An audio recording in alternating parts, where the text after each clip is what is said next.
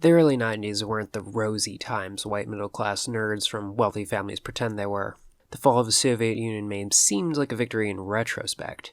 But, at the time, there was great apprehension as to what the future of the Eastern Bloc would look like. The economy started off in terrible shape, the AIDS epidemic was reaching critical mass with no cure in sight. In New York City, we had a crisis of crack addiction, burned-out buildings, a police force now cracking down on the entire city with an iron fist, and a mayor who seemed hell-bent on destroying every aspect of New York that made the city special. Yet there was a silver lining. Weirdo artists were being given the spotlight out of nowhere. In the mainstream, you had Kurt Cobain making waves. In the East Village, we had the avant-garde artists like the Black Lips Performance Cult. Strange things were taking off and gaining popularity. But by 1996, things culturally seemed to have gotten stale. By the end of the 90s, most of us were fucking sick of the decade and wanted it over with. The new millennium may not have held any promises of a better tomorrow, but at least it'd be something new. All throughout 1996, I kept hoping the culture would get interesting again. If you were born in the 80s and spent your early childhood in the early 90s, the cultural shift was jarring. Enough that it even was depressing at times. So, when was the day the 90s died for me?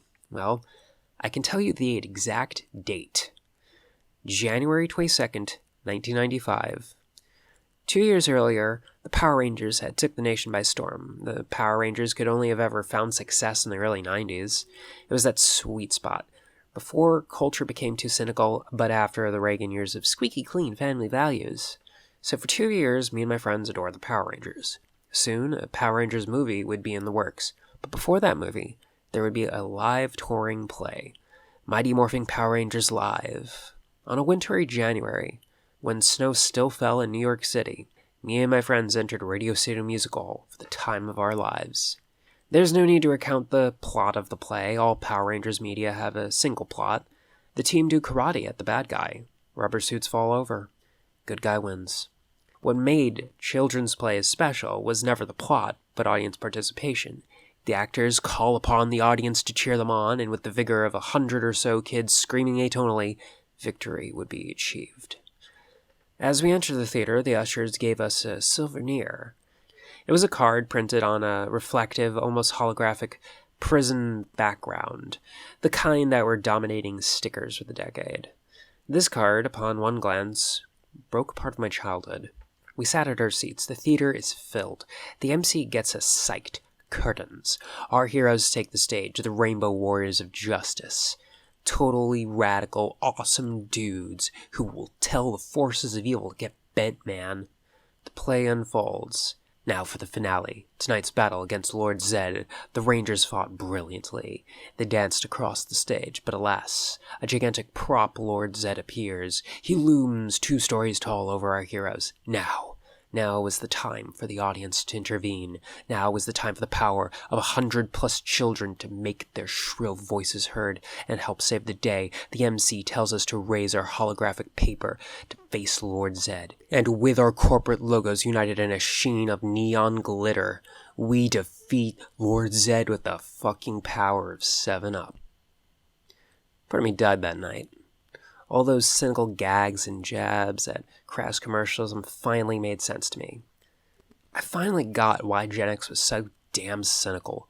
Part of my childhood was lost under a sparkling gleam of those soda brand logos shimmering from all of our hands as if the sugary, teeth-rotting, diabetes-causing might defeat the big bad. I left the theater psyched for the forthcoming Power Rangers movie. I clutched that 7-Up flyer in my hand. I put it in my memory box so I'd remember that night. Yet on a conscious level, I knew this was stupid, wrong, and hilariously crass. I may have still loved the Power Rangers for the rest of that year, but part of me knew forever I'd never feel that magic again. The magic of thinking something was just for kids and not to slap brand logos on. 20 years later, I'd go through my memory boxes and throw all that crap out. All the baubles of my childhood, trinkets, souvenirs, little coins, subway tokens, 2 paperweights with scorpions in them I got from Arizona, and there in the back, bent and still gleaming, a fucking 7-Up flyer. A holographic signifier that the world was a cheap and shallow place. Today, sad 30 and 40-year-olds bemoan the 90s. They convince themselves that it was better. But all I have to do is close my eyes and see the disappointed looks on the parents' faces as soda ads are being shoved in their kids' hands on a cold 1995 January night to know better.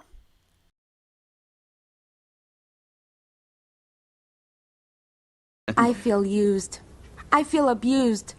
I feel that this is not a fun mall after all, and the media should be made aware of it.